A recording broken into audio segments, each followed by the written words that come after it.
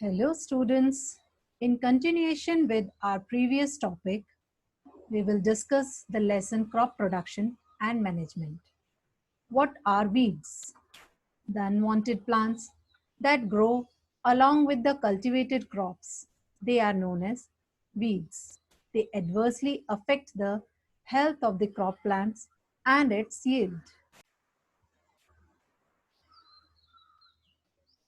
Topics to be covered: control of weeds and pests, harvesting, storage, nitrogen cycle, and lastly, food from animals.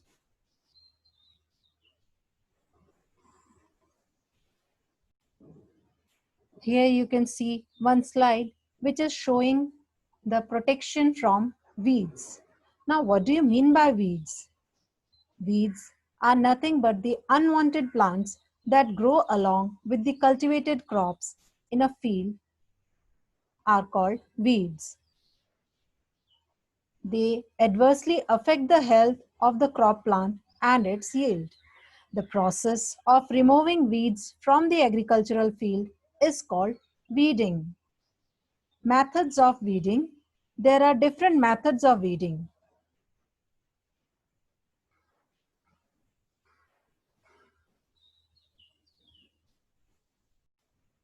Weeds can be removed physically or by applying chemicals like weedicides.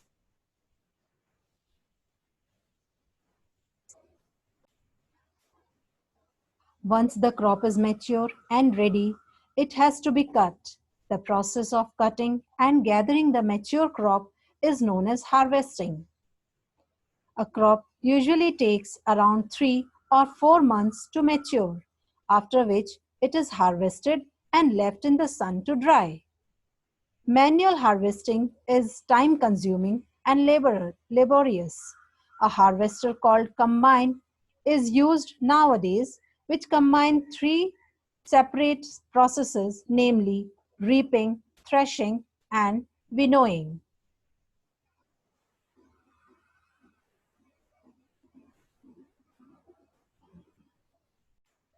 Harvesting is done manually by sickle or by machine called harvester.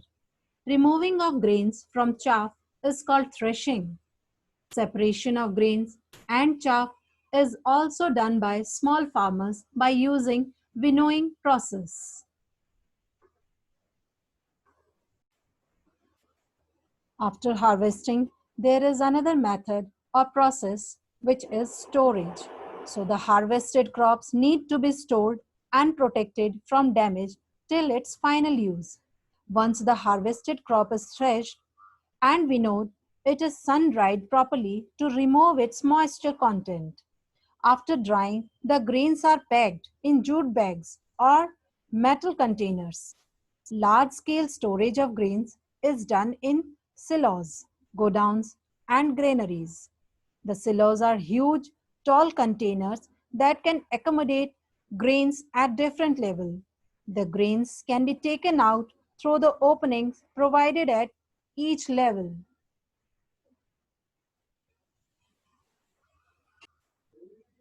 Nitrogen is present in its gaseous form in the atmosphere, about 78%.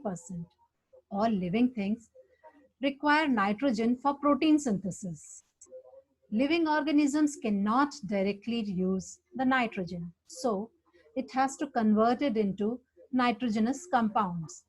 This process of changing nitrogen or gaseous nitrogen from compound nitrogen, that is known as nitrogen cycle. Now let us discuss the nitrogen cycle and how it works in the atmosphere. So nitrogen cycle is a series of processes in which atmospheric nitrogen is converted into chemical forms, usable by plants and animals, and then returned to the atmosphere.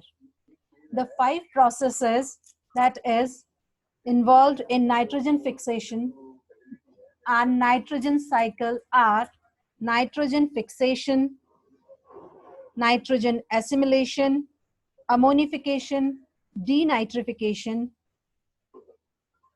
So what is nitrogen fixation? Conversion of nitrogen gas into biologically available inorganic nitrogen such as ammonia is called nitrogen fixation. Most nitrogen fixation is carried out by organisms, that is microorganisms such as bacteria, rhizobium, a bacterium that lives in the root nodules of leguminous plants. Nitrification is the another process. Ammonia in which is fixed by bacteria or produced by decomposition of dead plants and animals is converted into nitrates or nitrites. This process is called nitrification and it can be involved by nitrifying bacteria. Nitrogen assimilation. The nitrates present in the soil are then absorbed by the plant body. This process is called nitrogen uptake or assimilation. Ammonification.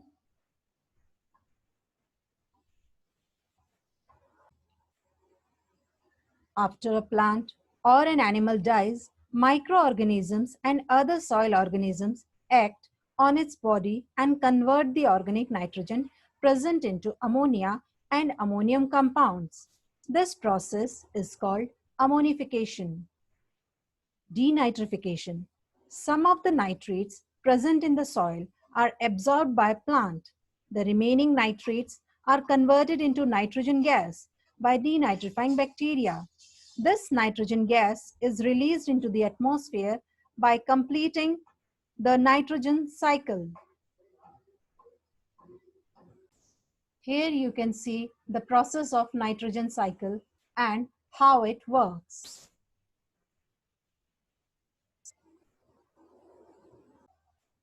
Can you able to see the slide?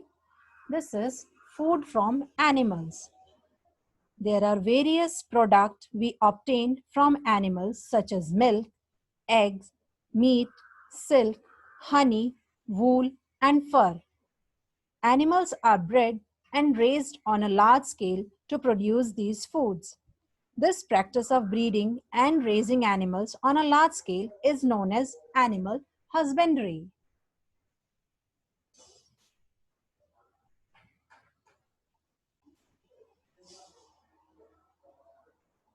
Animals that provide food to us are divided into three different categories.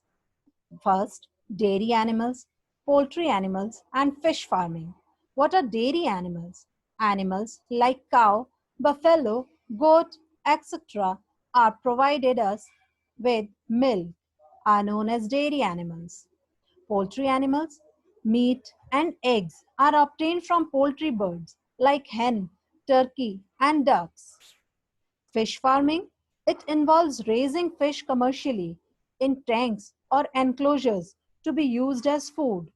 Seafood such as fish, crabs, oysters, shrimps.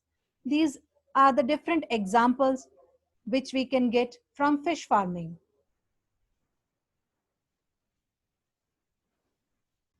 Students, here we have come to an end of our lesson, crop production and management. Hope you enjoyed the lesson and relate it with the live examples. Thank you and have a nice day.